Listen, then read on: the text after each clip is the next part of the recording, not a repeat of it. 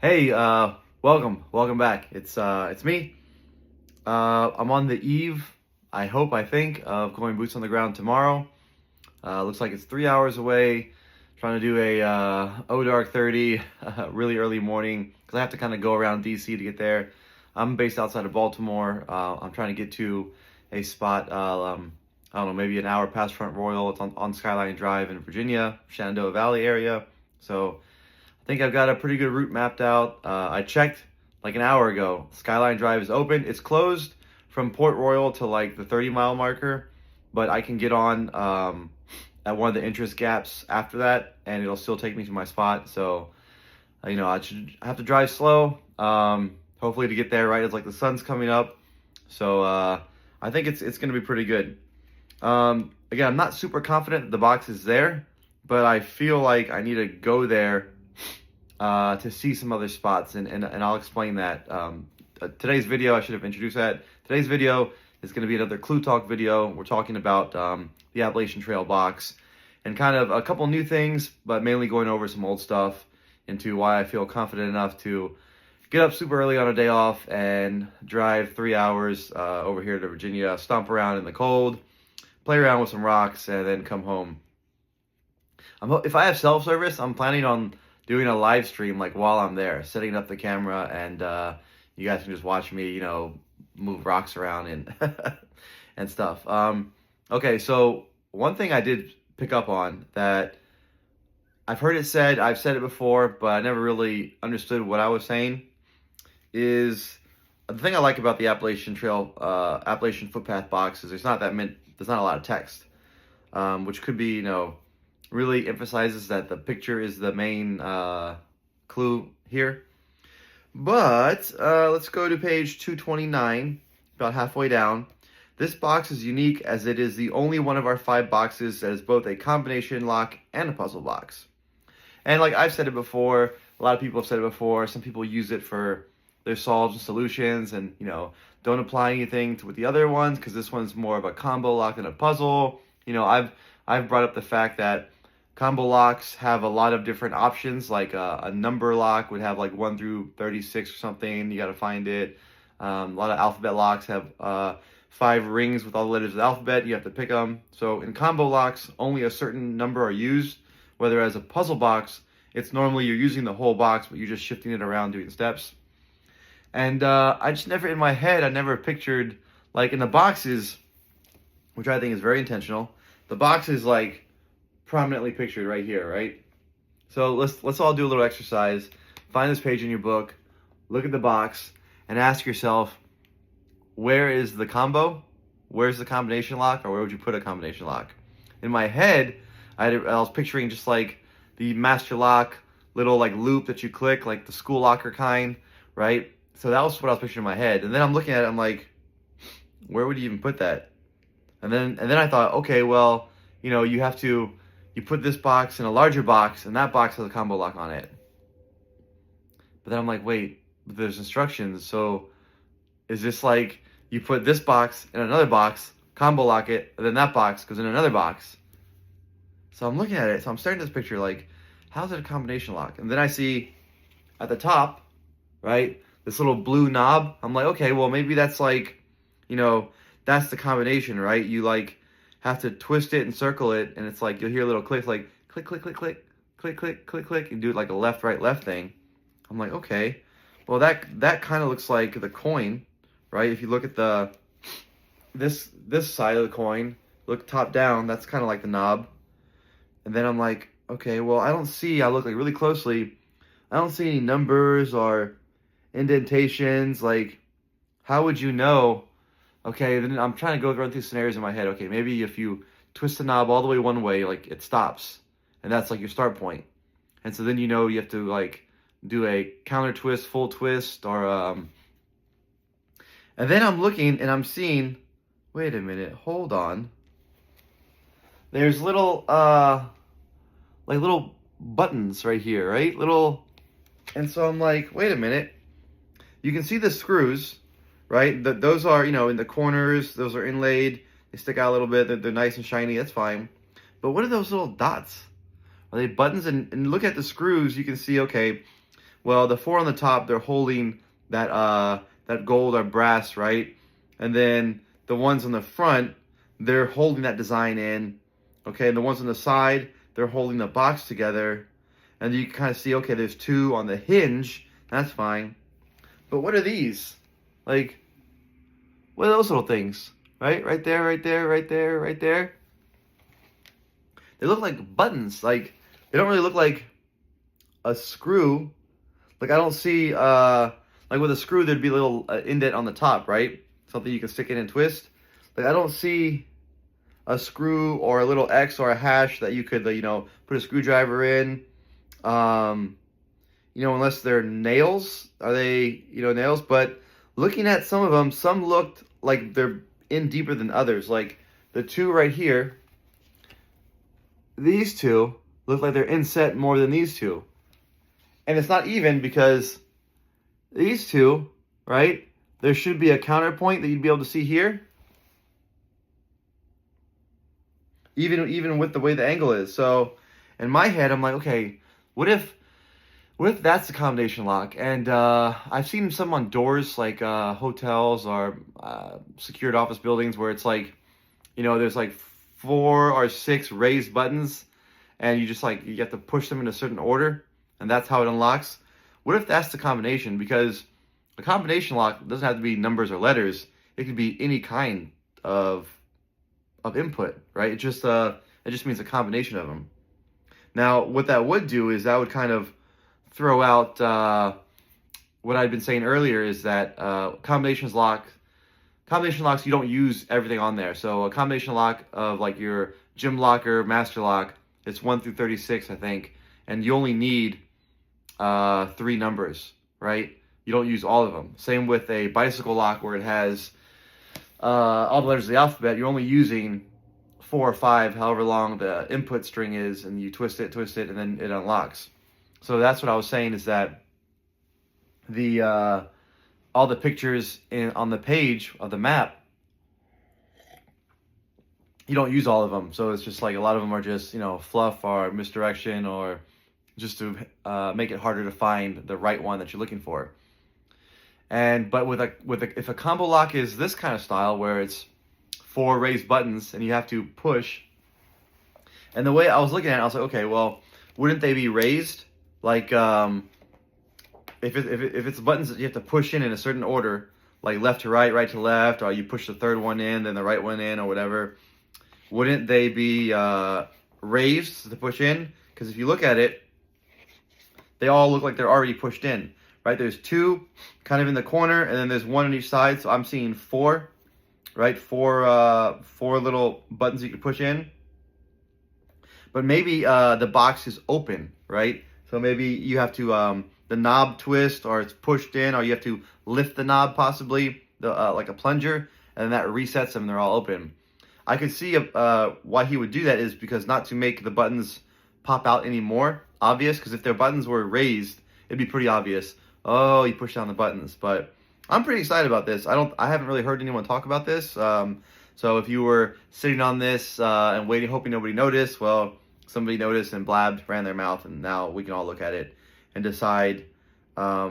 Maybe somebody here is a master box maker, and you'll say, no, those are hinge lid pins, and they're normal for boxes. I don't know. I don't think they are. Like, I don't know that much about engineering. I'm not a master box maker, but the lid looks pretty thin, right? Let's look at it. The lid looks really thin. Turn. Yeah, the lid looks pretty thin. So I could see mechanisms running along the length of the box, right? So like on the back side of the lid, I could see machines and mechanisms running this way. And if you push down the buttons in a certain order, a little lip comes out and makes it like impossible to open. And then you push them down, the lip retracts. I mean, that would be a pretty simple lock if you didn't want to make it really heavy or really intricate, something like that. I don't know. That's just my thoughts on that. Okay, so now going back to, this is kind of a recap. That was really the only new thing. Now we're going to get into a recap of of why I'm going to where I'm going, right? And so I've put out some maps before. I think I'll be able to put them in this video. It's tough because I like to shoot these videos vertically, and a lot of my maps are built horizontally. So if I put in a horizontal map into a vertical, it just kind of like compresses everything, or it looks kind of funny. I don't know, unless I put it in lengthwise and made you turn your phone. But if you're looking at this on a computer, then, you know, I don't know, I'll worry about that later. But the main logic that I'm operating on is that the map, like a lot of other things, appears to have layers. And so even though he's saying it's my first map, we've come full circle, don't judge it too harshly, I don't think that it's he would have made it as easy as it's in Vermont. I mean, if you were to give me like unlimited funds and say, hey, you know, hey, Froggy, this is, here's $1 million. Just, you don't have to work. Just find this box. I think I still would go to Vermont first because it's the most obvious spot. And I really want to thoroughly grid search it so I can mark it off my list. I'm going to Virginia because it's close. I have a day off tomorrow. It doesn't really cost me that much to get out there. I don't got to spend for a place overnight. Just going to go out there and look. Secondly, if I believe that trail does match Vermont, I do. The trail is like too perfect. A lot of the images can be found in Vermont. I think that the 3 things on the trail are like indicators of scale. Like the 2 mountains, the 2 triangles, I think are like indicative of peaks, right? Because if you look at most maps, they'll put a peak or a mountain as a little triangle, and that's what that represents to me. So you got the 2 triangles, you know, you got a green mountain and you got a Homer Stone mountain. You've got the trail, and then along the trail you've got the scroll or rolled up whatever, and it's a sign that leads you to another trail is going on. So all that, I think it fits. And then I think you're supposed to take the symbols that aren't used, right? I mean, well, everything's used once to get to Vermont, but the ones that aren't used on the actual trail go to another spot. So that spot for me is Bear Fence Mountain, right there past Lewis Campground. I guess it's outside of Elkton, I think is the name of the town. A few things I really like about it. From reading part 1, I like that it's not super far from a main town. It's a good distance. You know, there's a town like an hour away. There's campgrounds nearby. It's not super remote. The area is very beautiful. Skyline Drive is pretty well known on at least the Mid-Atlantic. I think so. It's very pretty all year round. It's not just like only the spring or only the fall. It's beautiful. It's like all year round. It's pretty good views, which hopefully I'll share tomorrow. So the spot, I think, is pretty symbolic. The Appalachian Trails plays a pretty big part with a lot of East Coast history. What else? There's like a rock scramble on Bear Fence Mountain. I think that's a great spot to hide it. So I'm going to be spending some time on this rock scramble area looking. The trail to get to the rock scramble is not really difficult. You can go around the rock scramble to get to the peak. You don't have to go that way. It's not like crazy amount of miles. It's pretty close to like 1.5 miles from a road. So that fits all the like rules. He said you don't have to cross any rivers to get there. So it fits a lot of the rules that he said. Now, part of the reason I'm going is because I think there may be something you have to see boots on the ground to get to maybe a 3rd map. All right. And I haven't really worked all the details about how that would work. I'm still going to keep an eye for a box, obviously. And again, I didn't get to go too far down the rabbit trail of what I'm looking for. I'm just looking for something box-like in this shape. Really anything man-made in this shape. So I'll be going around, poking around rocks, hopefully to find something.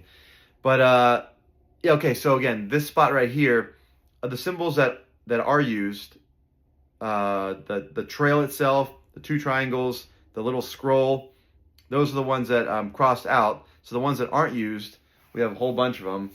Bear, cat, skier, mountain, apple. And using the same scale that we use, because I think the scale is important, a lot of people have said that, to find the first location, you can use that same scale and they match up pretty closely with the bear. So the bear is Bear Church, the rock is Cat Knob, and then the bald guy, there's a bald face. Those 3 form a triangle, which I think 3 and triangles are a pretty big indicator.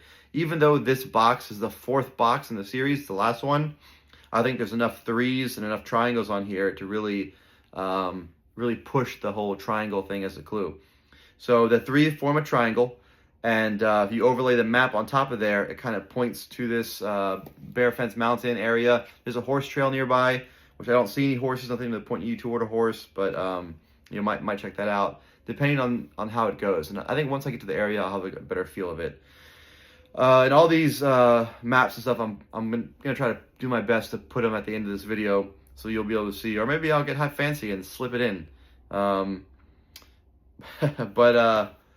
Yeah, but even that, so that would still leave me. The reason why I'm thinking maybe there's a 3rd trail is because if I use the mountains, I use the scroll, I use the trail for the first map, first location.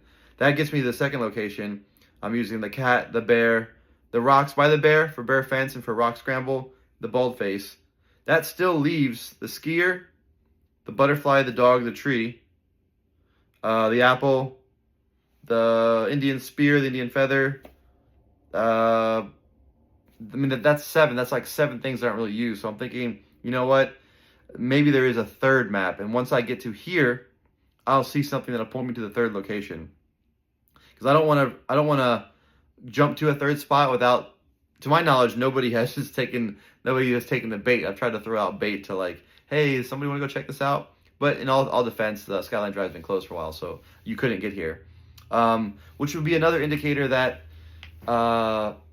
this would be a spot that's like hard to find in winter.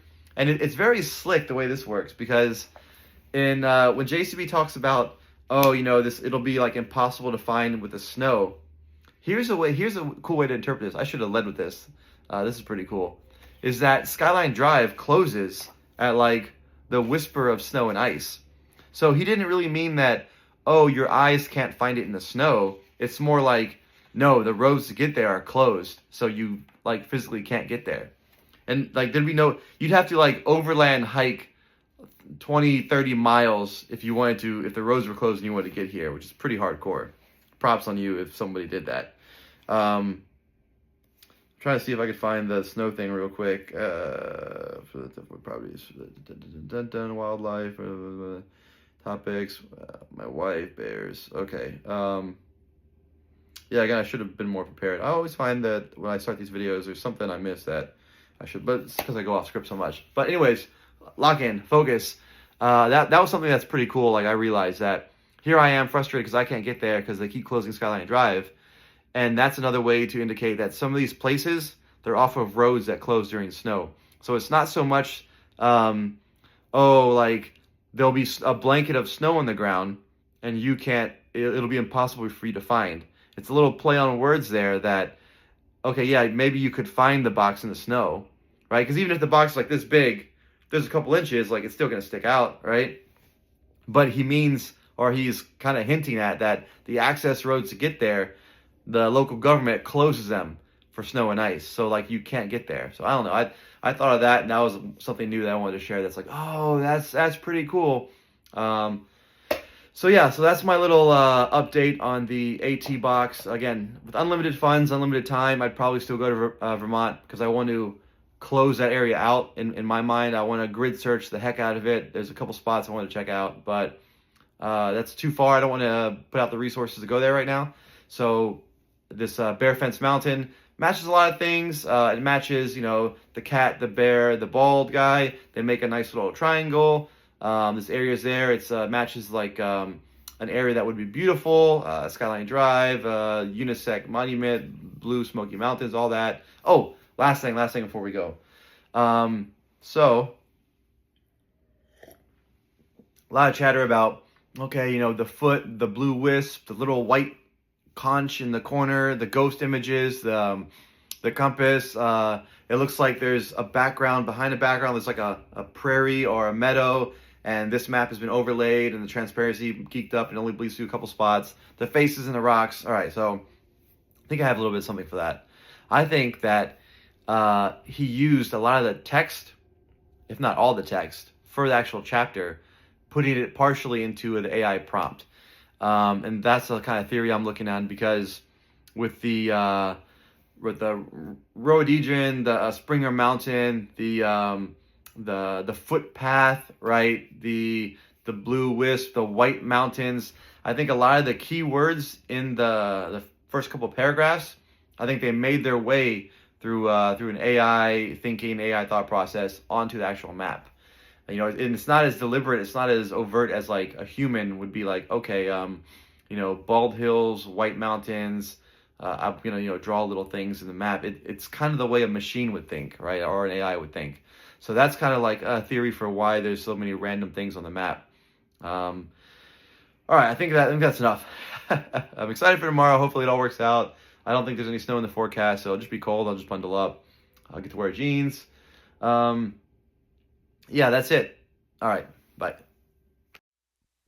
Now listen, all you treasure hunters, searching all around for plunder. Do you need some help to be your best? There's something that you're trying to find, but you're about to lose your mind. So come on, listen in to Este's Quest. Este's Quest, the show where he'll be sharing clues. Este's Quest will chase away your searcher's blues. He's solving puzzles with a smile. He'll help your theories pass the trial. He's welcoming you here to be his guest. Now listen close and you'll be told the clues to where he's hiding gold. So come on, listen in to Este's Quest. Come on.